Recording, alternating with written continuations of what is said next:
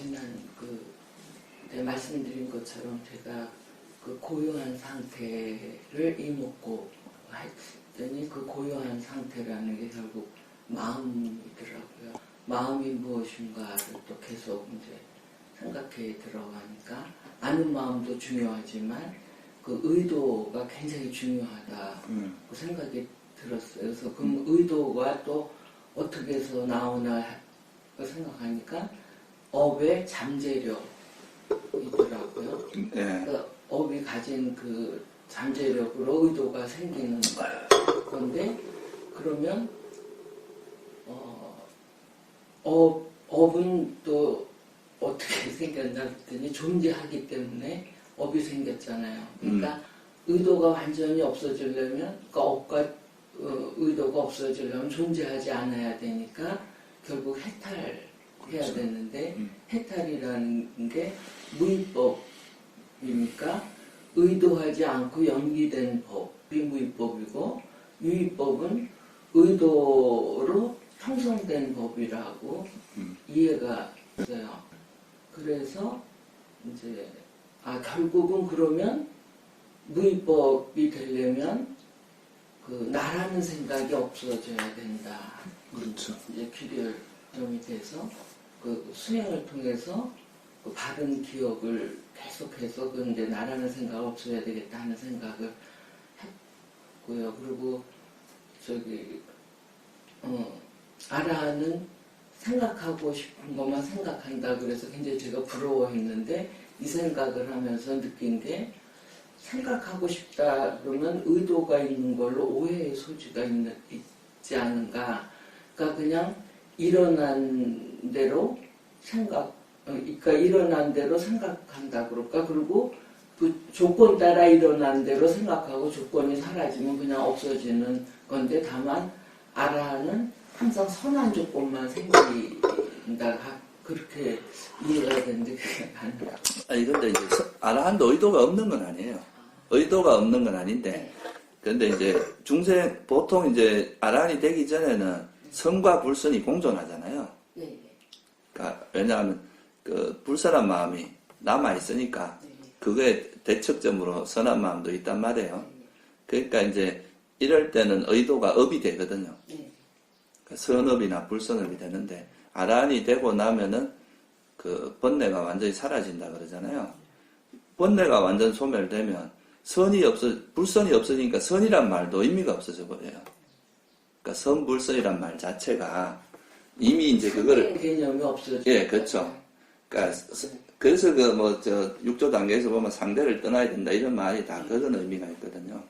그래서 이게 이제 완전히 그걸로 벗어나니까 이때부터는 뭐 이거를 선한 의도다 뭐 이렇게 말할 필요가 없는 거예요. 그냥 단지 작용만 한다. 상황에 따라서. 그러니까 부처님도 뭐 어떤 제자를 제도하기 위해서 의도를 일으키기는 하지만 그게 업이 되지는 않는 거죠. 왜냐면 이미 그걸 초월한 마음 상태이기 때문에. 그래서 업이라고 하는 것을 부처님께서 이제 우리가 이렇게 계속 윤회하는 과정에서 직접적으로 태어나게 하는 건 업이 맞거든요.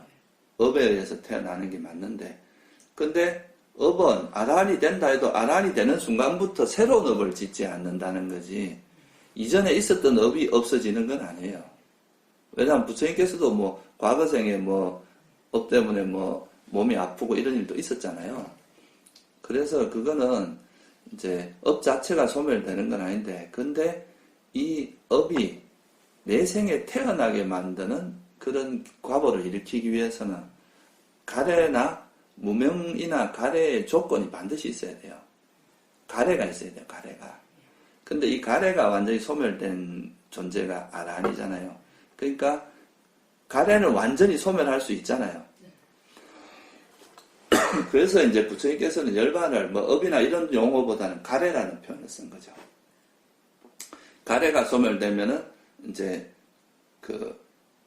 이 생에서 내가 몸이 이제 아란이 되는 순간부터 수명이 다할 때까지는 그냥 일종의 관성처럼 이제 수명이 있으니까 몸이 지탱되고 그땐 작용만 하는 마음으로 이렇게 작용을 하다가 아란이 죽음을 맞이하게 되면 이제 다시 태어나야 되잖아요. 근데 이 태어나게 만드는 동력이 업과 가래 이 두 가지가 동시에 있어야 돼요. 근데 이제 과거생의 업이나 이런 건 남아있을 수 있는데, 가래가 소멸되니까 이제 태어날 수 없게 되는 그런 방식이잖아요.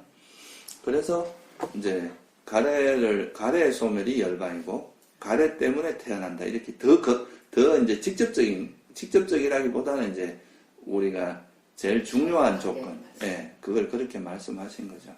그래서 아란이 돼도 뭐 의도가 없거나 그런 건 아니고요.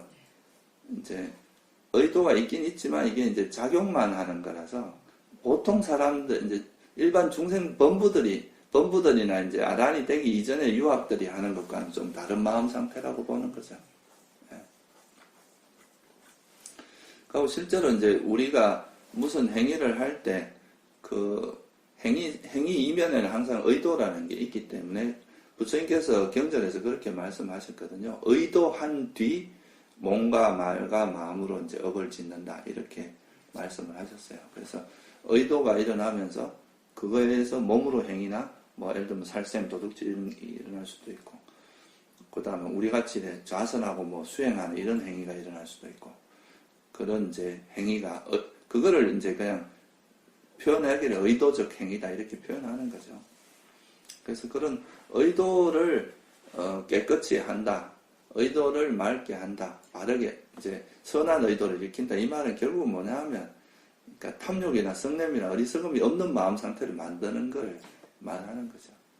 그래서 부처님은 이제 왜 자꾸 우리가 불교에서 번뇌라는 표현을 많이 썼느냐 하면, 이 번뇌가 결국은 윤회가 이제 계속 윤회해서 괴로움이 일어나게 만드는 근원적인 원인이거든요. 불교에서 이제 경전에서 번뇌라는 용어는 무명과 감각적 욕망에 대한 가래, 존재에 대한 가래, 이렇게 세 가지를 번뇌라고 표현하거든요. 이게 그 12연계에서 이야기하는 그 존재가 태어나는 대표적인 원인이거든요. 이제 아비담마에서는 요다 하나 더 보태서 사견까지 집어넣기도 해요. 근데 경에서는 이 세 개로 이야기하거든요. 그래서 이 번뇌를 소멸하면 이제 그 번뇌가 있기 때문에 선업도 일어나고 불선업도 일어나잖아요. 그러니까 이제 이 번뇌가 소멸되면 이제 업도 더 이상 짓지 않게 되고, 그걸로 인해서 다시 태어남이 이제 윤회로부터 벗어나게 되니까, 그래서 그 번뇌라는 걸 되게 포커스에 맞추어서 설하신 거다 이렇게 볼 수가 있습니다.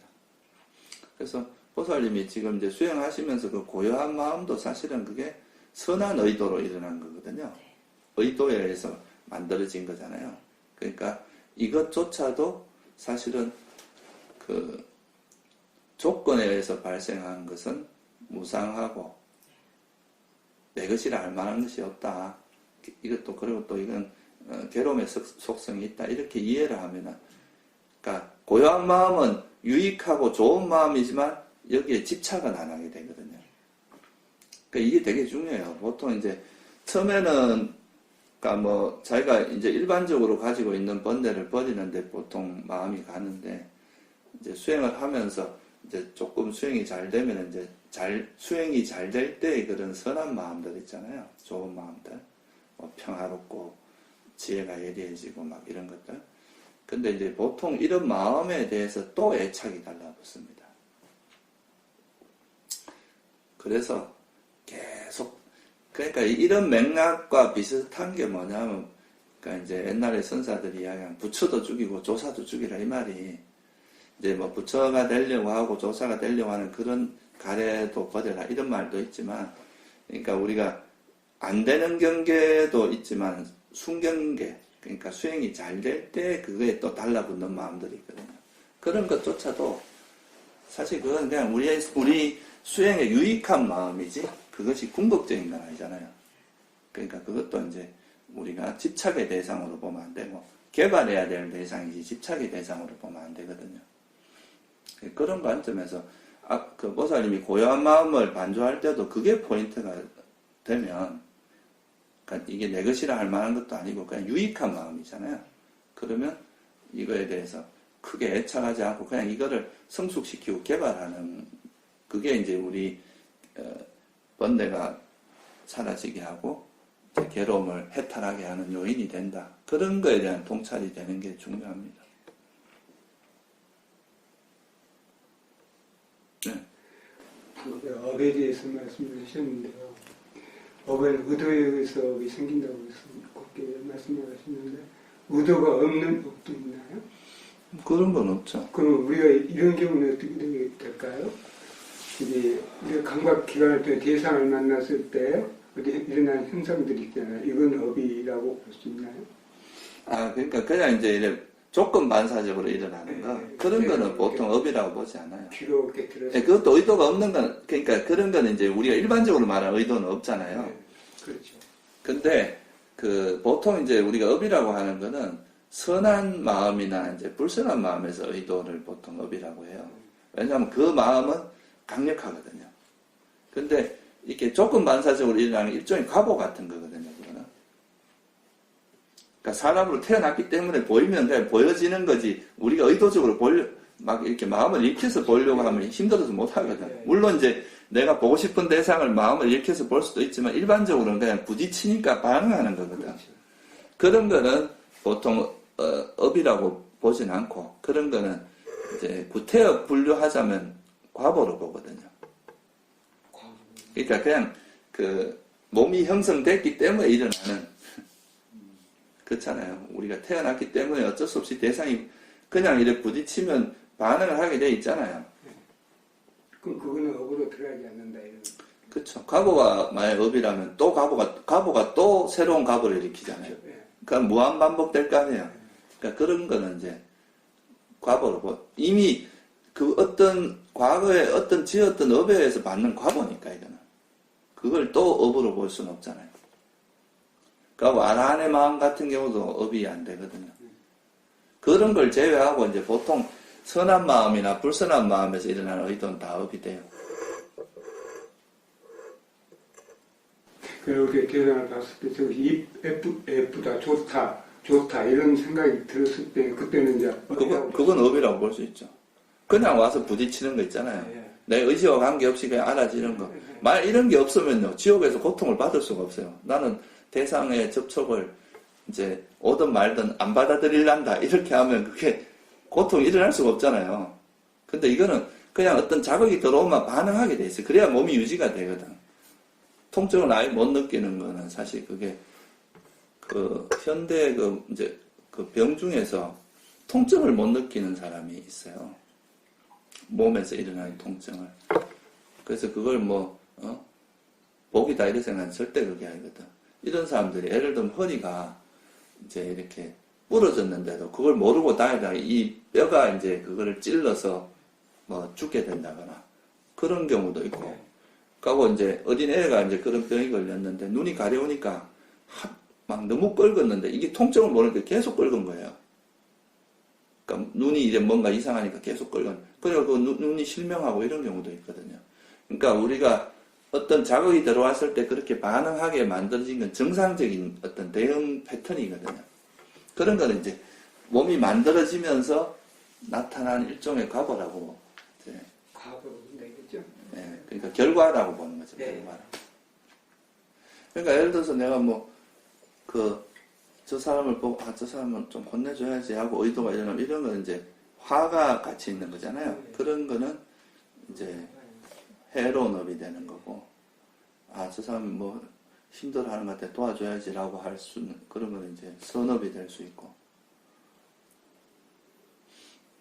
근데 이제 업 중에서도 내생의 태어남의 원인이 될 정도의 업이 되려면 좀 그게 강한 업이어야 돼요. 예. 예를 들면 이제 10악 중에서 그러니까 이제 간탐이라고 있잖아요. 그런 거는 남의 재산을 뺏어서 내 걸로 해야지 이 정도 되는 그런 게 이제 좀 그러면 바로 이제 악처에 태어날 정도의 강력한 업인데, 그냥 예를 들어서 저거 괜찮네 하고 이 녹음기 괜찮은데 나도 하나 살까 이렇게 잠깐 마음 일으킨 이런 정도 가지고 이제 악처에 태어날 그 정도는 아니라는 거죠. 그러니까 업도 그러니까 우리가 상식적으로 그러니까 업이라는 게 결국 자기 마음이 미래에 영향을 미친다는 뜻인데, 이 마음이 자꾸 이제 반복되고 이제 축적이 됐을 때 큰 영향을 미치지, 한 번 일에 지나간 데는 큰 영향을 미치지 않거든요. 인간도 그렇잖아요. 살면서 그냥 아무 흔적 없이 가는 사람도 있고, 또 되게 많은 어떤 사람의 영향을 주고 가는 사람도 있잖아요. 그런 거 비슷한 거예요. 마음은 이제 그런 것들이 반복되고 이럴수록 경량성이 되고 그거에서 이제 영향을 많이 미치고 그런 거라고 보시면 돼요. 그러니까 우리가 이제 수행을 계속 하는 거 이런 것도 선업의 힘을 계속 쌓는 거죠. 그죠? 선업의 힘이 자꾸, 지혜의 힘이 자꾸 이렇게 축적이 되니까 이 힘이 이제 강해지면 번뇌를 확 제압할 수 있는 그런 힘이 생기는 거죠.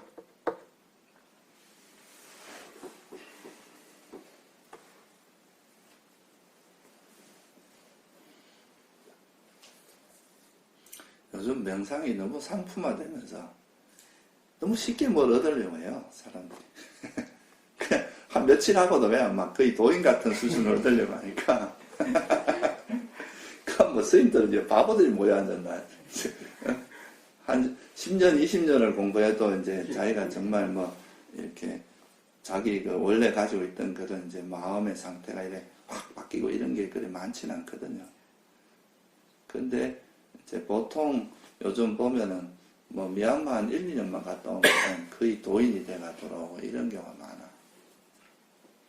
그런 테크닉을 배운 거지. 그게 실제 자기 마음이 그렇게 마음으로 익히고 습득이 되고 바뀌고 이런 게 아니거든요. 그러니까 그러다 보니까 초기 불교가 밑바사나가 수준이 낮다 이런 소리를 자꾸 하게 되는 거예요, 사람들. 이게 부처님 가르침에 맞고 정통 방법인 건 알겠는데 뭔가 이제 어설프게 공부하고 들어와서 자꾸 이제 막 이렇게 그러니까 보면 막 상도 높고 막 이러니까 그 공부에 대한 신뢰가 오히려 떨어지게 되는 거죠. 그게 제가 보기엔 이게 이제 정통이 맞거든요. 그런 방법이. 그런데 그거를 너무 이제 미얀마나 특히 미얀마는 좀 이걸 너무 이렇게 좀 좋게 말하면 이제 좀 테크닉이 발달한 거. 그러니까 막 너무 코스 딱 만들어가 뭐 내가 옛날에 처음에 이제 이 초기 불교를 접해서 이제 센터에서 오래 있었던 어떤 비구니 스님을 하나 만났는데 그 미얀마는 막 이렇게 선업이 다들 많은 사람이다 해서 한철 공부를 하면 수다원이 반이 된다는 거예요. 그 한철 한 거 반이 수다원이 되는 거야. 근데 그 말도 여기는 안 가야 되겠다 생각했어요.